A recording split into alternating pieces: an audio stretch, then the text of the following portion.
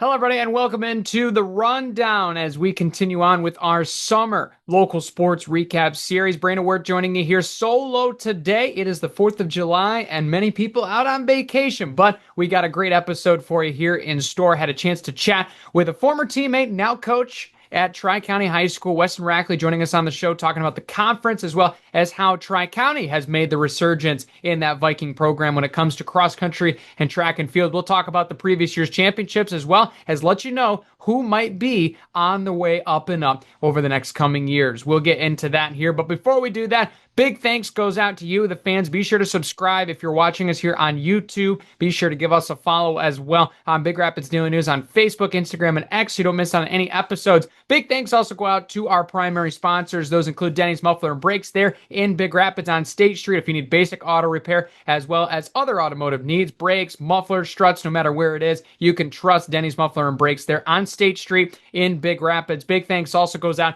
to Eagle Village. If you want a job that is impactful in the lives of youth where potential soars, that's their tagline. You can find them at eaglevillage.org to see what openings they have that can suit your job searching needs. Let's get into it here. We obviously have an interview to stand by. Let's send you to the interview room with Coach Rackley of Tri-County Track and Field and Cross Country. Now joining us here on the rundown, special guest, one of my good friends, former teammate, now head coach of cross country, as well as assistant coach track and field, Weston Rackley of Tri-County High School. Weston, thank you so much for joining us on the show, my man.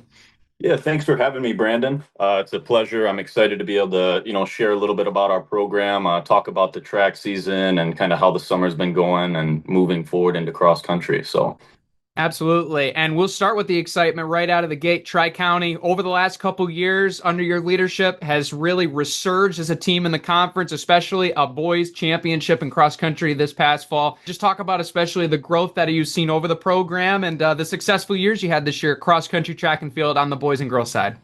yeah, definitely. It really has been quite a journey. The last 4 years, and as we move into the fifth year, we're still hoping to continue that trajectory of improvement and excellence. I think back to that first year when I took over, and we were getting excited for kids to run 21, and kids to run 20 minutes, and uh, I still remember the very first day I led practice. We sent them on like a 40-minute run, and all the kids looked real dead after they ran that run. And I'm thinking, man, is it just the heat, or and me and my assistant were talking, and I said, we might want to ask this question.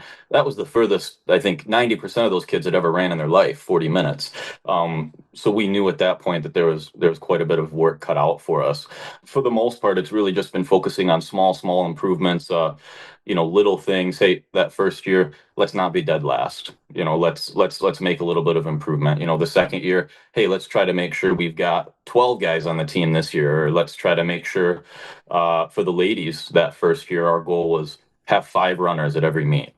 So we get a team score. But really trying to pick those little battles that we could win over the course of those first 2 or 3 years to then kind of say, all right, now we're going to go up and we're going to try to achieve something like what we achieved last fall for the gentlemen, a conference title. Kind of carrying that momentum into track. We had an excellent track season. I was extremely happy on both sides with the gentlemen and the ladies. I can't take full responsibility for how the ladies performed. My wife, Hannah, she is the head girls track coach, and she has done an excellent job the last 2 years taking over that program, really starting the initial process of elevating that team as well, going from 10 athletes the first year I was coaching to now I think at the top we had was 40 ladies this year. But I look back on the season, we had 2 gentlemen under 440 in the mile. We had 2 more gentlemen that were right at 445 and 443. Then you kind of go down the list. I think in total we had 6 boys that were under 5 minutes in the mile, and our 7th boy ran like 5 flat 0.2 as a sophomore. So that one of the goals I had set at the beginning of the season was 7 guys under 5 minutes, and maybe a little bit short on that goal, but we were right there. And then when you look over at the ladies side as well, on the distance side, we saw we had a girl break 6 minutes. It's been a couple years since we've had a girl run sub 6. Anna Paik, she ran, I believe it was like a 5:43 or somewhere right around there. And not just on the distance side. We we had a little bit of trouble with some of injuries in our sprints group, like to a couple of our top gentlemen in particular, that were a little bit difficult to overcome as the season went on. But we have a lot of underclassmen on our team. I want to say we only had 4 or 5 guys graduate. So we're really excited to keep that momentum going into this next spring, and into the years after that. And our ladies throws group this year was a really solid group. We had 3 girls that had all thrown over 30 foot in shot put. And we're kind of all right in that mix of, maybe potentially qualifying for the state meet. They fell just a little bit short, but again, they're all coming back next year. So, we're really excited in those different areas. And, one of the comments that was made up at Reed City, last dual meet up at Reed City, a couple of our gentlemen, we've got some talented pole vaulters that we've had for the last couple of years in Xander Antor and Cale Howell. But one of the announcements as they were announcing the results for the pole vault, according to the Reed City announcer, we are the pole vault school. So that was kind of fun to hear that. And they both did really well at the state meet. We're really excited. We had a great spring. I mean, we had the goal trying to win the league title. Congrats to Reed City for three-peating on that. That was amazing. But we're just excited. We're excited to keep that momentum going. And facing some of the challenges we did this spring, we were really happy with how the spring went. For not having a home track and having to go down to Cedar Springs and practice on Skinner Field, the public track down there every day, we were pretty happy with how the season went. I mean, it was a little bit of a different season, but they're actually about to be done putting our new track together, hopefully in the next couple of weeks here. So we're excited to get on that a little bit this fall too, and maybe even in the summer if we can. So Very exciting indeed. And you might want to take the trademark, the Vaulting Vikings, before that's taken very, very soon. yeah, I'll write that down. I'll write that down. So Absolutely. But you mentioned especially the young talent that you have on your team, and it really kind of is fitting this narrative, talking to a lot of cross country coaches and track coaches, and especially here in the CSAA, there's a wide variety of very experienced coaches and then new coaches that are also been very successful already. It feels like the sport in general, in running this obviously being applicable to all three, indoor, outdoor track, and then cross country, it's not really as much of a seniority rules the top of the result tables when it comes to a lot of these races. We're seeing a lot of younger kids, taking what's been left and running with it even further early on in their careers. And especially when you mention teams like Reed City, teams like Big Rapids. I know you and Adam, of course, have a great rivalry there. And then you see a lot of these other really young studs, Grant, Newaygo, other really competitive player or conference opponents in Chip Hills too. And you mentioned White Cloud, especially as an underrated team. You think, especially when it comes to that maybe the new age of how running has been, not necessarily even on our local level, but even the national level of everything's getting bigger, faster, stronger early in the process. And that's especially, where do you see that in the conference moving forward the next couple of years? you got to keep an eye on those middle school times. I mean, it's crazy, but every year at the end of the year, it feels like there's always 1 or 2 kids that are just running some crazy fast times. I know Big Rapids has a 7th grade boy. I think he ended up running like a 5:10 or something like that this year, and he's in 7th grade. It's just crazy thinking about the talent that you can find. And I feel like you don't see that quite so much in some of the other sports. Football, you might have a really talented player, but a lot of times as a freshman, they're probably not big enough to be out on the varsity team. But, cross country and track, doesn't matter how big you are, strong you are, it just matters how fast you are. So if you're a fast 8th grader that comes in, you can turn a lot of heads and make a lot of noise. As far as with me, I mean, we had a pretty talented freshman come in this year, Kellen Monreal. He ran a 4:38 as an 8th grader and went to New Balance Nationals. And you look at like Newaygo in particular had a few girls go when they were in 8th grade out to New Balance Nationals as well. That can be intimidating. That can be a little bit, ooh, like, when's the last time you heard of a kid running a 4:38 in 8th grade? Really, essentially off of zero training. But I think as a coach, it's beneficial because it really makes you sit down and it makes you think about why exactly am I doing these things? What is the best practice? Um, Sometimes, uh, you can almost feel like you're just kind of not in a bad way, but you're kind of going through the motions and you're saying, okay, obviously we're going to do this day because it's the way it's always been done. Or we always do this workout at this time in the year. But I think, especially being a newer coach and especially having some athletes like that are extremely talented, I need to make sure that I'm going through and I'm choosing, at least to my knowledge, or with the tools I have available to me, what's the best way I can prepare this kid and all of those kids to succeed at the high school level and to hopefully develop them to succeed at the next level. Because a lot of kids that come through like that, they're coming through with the expectation that this is not just a 4-year stint. This might be an 8 or even possibly longer when you incorporate those college years and potentially even beyond. It keeps me growing and learning as a coach to have athletes like that on the team, I guess is the best way I can say that. So Yeah, gives you a new perspective indeed. And especially building off that perspective, you have that perspective, right, as somebody that went to the next level, competed at Ferris, especially from a really, really good high school team. What is it, especially that you see now with a lot of these kids that are aspiring going to college, and especially for you now as a young coach, right, at your home school where you competed and you went through the same hallways as these kids did, that you're especially this recent college success and that experience has helped you with your own coaching philosophy? yeah, definitely. I think as far as encouraging kids on to the next level, kind of that first point you had made, I think the biggest thing I learned from my college experience is making sure that it's a kid that really wants to put in the work. We work hard at the high school level, and I'm sure most programs do, but it really is a whole nother beast when you get to the college level, especially because there's a lot less during the summer or during the winters. There's a lot less structured time just because of the rules and stuff. So making sure that it's a really self-driven individual and a kid that really wants to get out there and is going to put in all that work. Because speaking from my personal college experience, thinking back to, those people that maybe were taking a roster spot from somebody that maybe wouldn't have been quite as fast, but might have put in the hours and put in the work a little bit more. The last thing I want is one of my high school athletes to go to the next level and be that person that's taking that spot, maybe from somebody that's a little bit more deserving. Um, I know my first couple of initial years going from the college level back to coaching the high school level, especially taking over the program kind of in the state that it had been in, there was a period where I had to make a little bit of an adjustment. You go from the college level where kind of the expectation is you're running every day. I'm running like 2-a-days. We're hitting hard workouts 2-3 times a week if you're counting the long run, and we liked to hammer the long runs.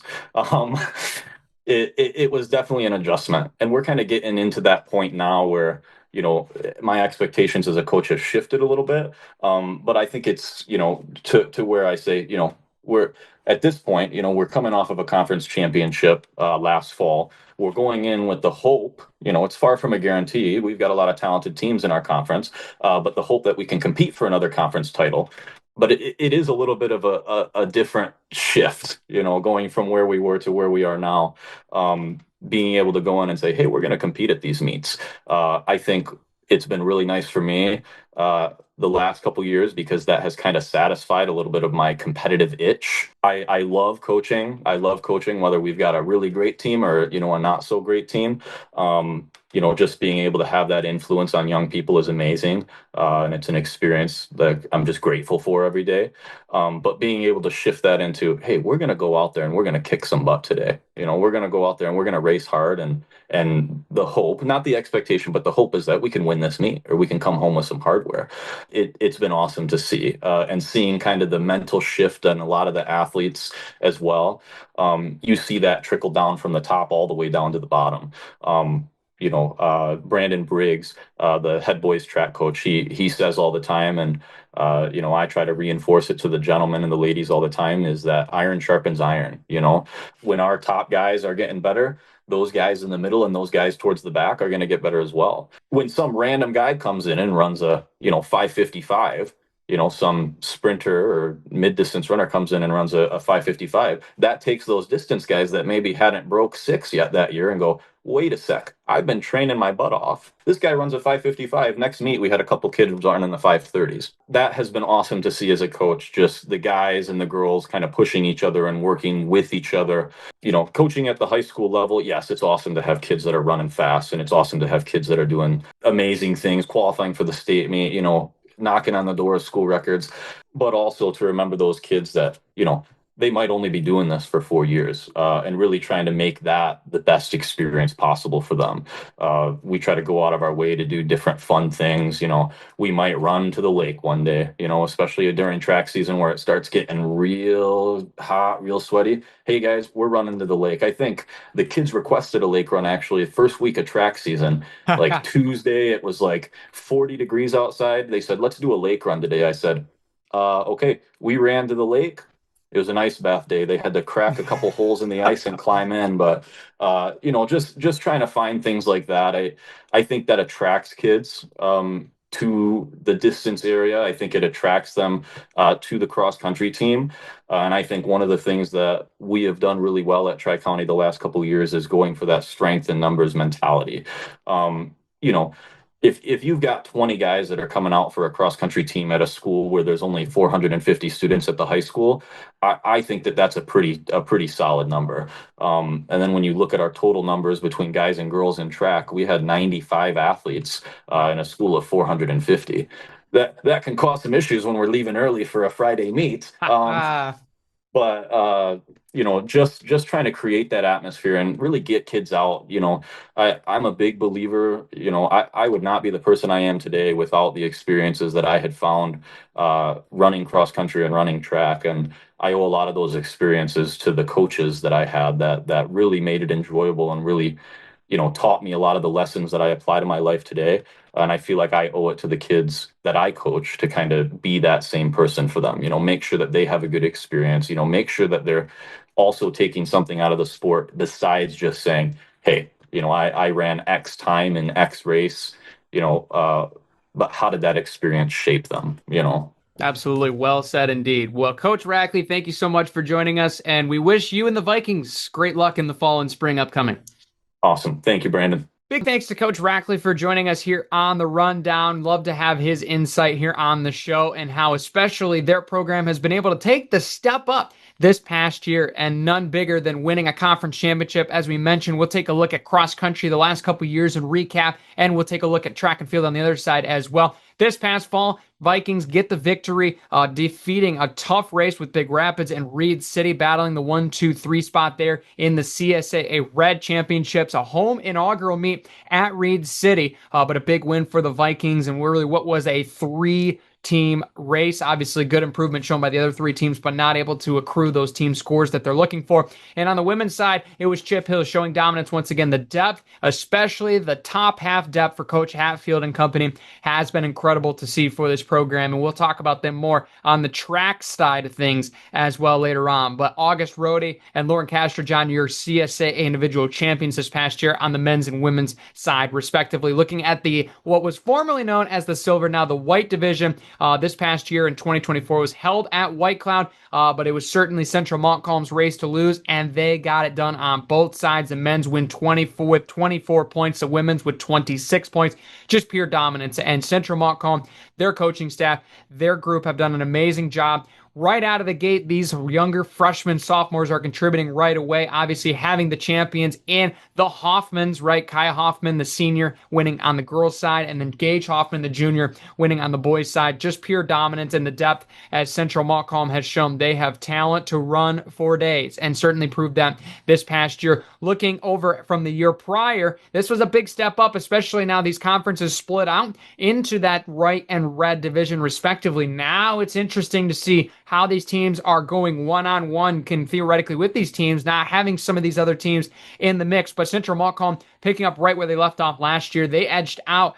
in a tough matchup with Chip Hills, and obviously Kaya Hoffman winning was a huge part of it. She goes back to back over the last 2 years. And then obviously Reed City with a massive win, despite Sammy Martini and Kent City making a run. They're up at the top. Reed City had a great finish, 3-4-5 in that sequence to be able to edge out Central Montcalm by 7 points and take home the men's title in cross country 2 years ago. And you look even further back than that, 3 years ago, Reed City with another win. I mean, that team was super special. Now they're kind of in that rebuilding. What Coach Saladin and that coaching staff are going to look at what they have for depth this year will be very important. Central Montcalm, obviously on the women's side, getting the victory there. That makes it 3 in a row for them, at least over the last 3 years, not counting the previous success. But this was really a special year for Central Montcalm and what they have. A lot of them, you saw freshmen and sophomores early on, now peaking as seniors and juniors, and it's going to be even more incredible to watch and see what they have in mind here over the next couple of years. You look at some teams that are going to be very competitive.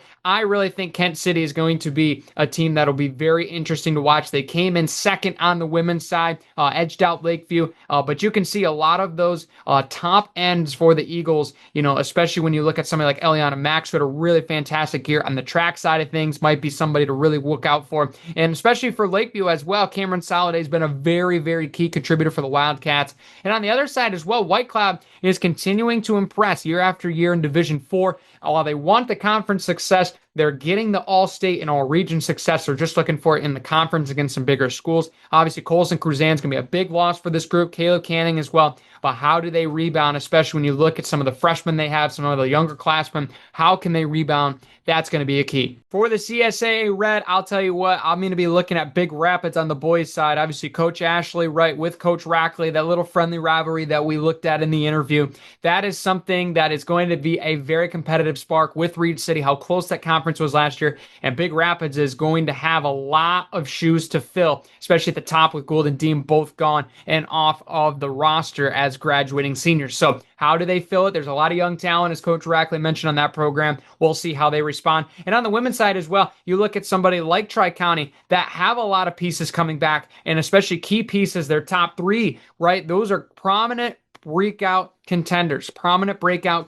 So let's see what that is going to be like for Coach Rackley and company here next year. Looking at the track and field last 3 years, we'll start obviously from the most recent year of last year. It looked like Reed City might be the team to beat, but Big Rapids certainly showed up on Championship Friday on May 9th in Grant. They got the job done. Coach Ashley's team get the victory. Chip Hills continues their success. We'll talk about them here in a little bit with 198 points. I'm not going to necessarily go to the historical books, but boy, they have, must be almost a record-setting performance with how many points they scored at the championships this past year. They're getting it done, especially on the distance and sprint side of things. They're getting it done on the track. Big Rapids was very, very impressive, especially in the sprints categories with a lot of the guys that they had there, and even in the field events as well. Looking at the white division, formerly known as the silver, you look especially at what Central Montcalm has been able to do, and this their first year in the white in the split divisions. They just dominated 150 and 155 points respectively over Kent City in both. But I think it was especially impressive. Look how Lakeview did on the women's side as well. Another reason why, especially with the distance improvements, there'll be one in cross country to watch. But very impressive stuff from Central Montcalm. The depth across the board, they're getting it done in the distance departments, especially with that cross country success. But they're complementing it as well with some of the throwers and field events, and that's really impressive to see what that coaching staff has been able to do. And we saw that last year, especially Chip Hills obviously got the job done on the girls' side last year. Central Montcalm was the right next one in line in that second spot, followed by Kent City. And so that's really impressive to see how Chip Hills continuing to bolster their success. Reed City got it done last year. Tri-County was a team that was in the thick of it. But how about Big Rapids going from 4th to 1st this past year? Impressive improvement from that track and field program. And especially in that same spot 2 years ago, Big Rapids in that 4th spot, White Cloud and Reed City, Tri-County duking it out. Those 3 teams have always seemed to be right there. And the same that goes on the other side with Chip Hills, Central Montcalm, as well as Kent City. Looking at some teams to watch here for this upcoming year, I think that there will be some very interesting things to see out of the boys' side for Reed City, only because they are going to be bringing some key contributors back. A lot of those relay guys, freshmen and juniors, right? How are they going to be able to reload some of those seniors? But obviously, with that young depth and especially the athleticism in some of the field events as well and throws, they might be in a good shape to see if they can give Big Rapids a run for their money this next year. And then, especially looking on the red side, Nuevo is a team that was overslept on this year. They were kind of pushed away with Chip Hills, obviously, but they gave them a run. Obviously, Chip Hills needed a massive, massive performance, but I think Coach Brummel and the Lions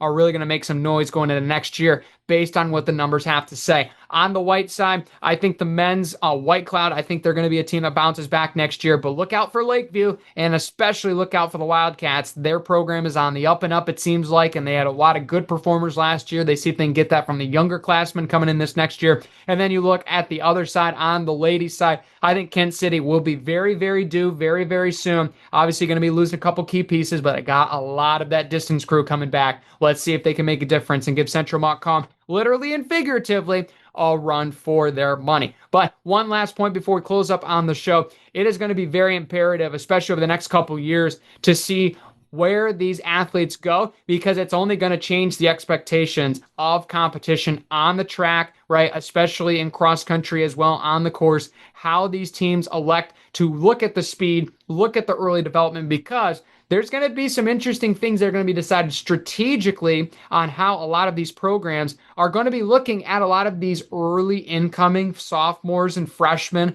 and how they approach them when it comes to training. Because now more than ever, as Coach Rackley mentioned, I think it's going to be very interesting to see if programs will change and try to get development early and try to get the right team at the right time, or if they will stay the course and look for that big quantity senior class to peak at just the right time.